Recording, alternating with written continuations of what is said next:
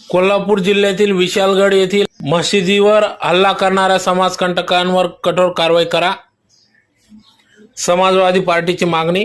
अल्पसंख्याक मुस्लिम समाजामध्ये दहशत निर्माण करण्याच्या उद्देशाने व राज्यात जाती तेढ निर्माण करून अशांतता पसरवण्याच्या करिता आतंकवादी कृत्य करून समाजकंटकांची विशालगड येथील मशिदीवर भ्याड हल्ला केला व तोडफोड करीत मशिदीवर साहित्य पवित्र ग्रंथाची नासधूस केली.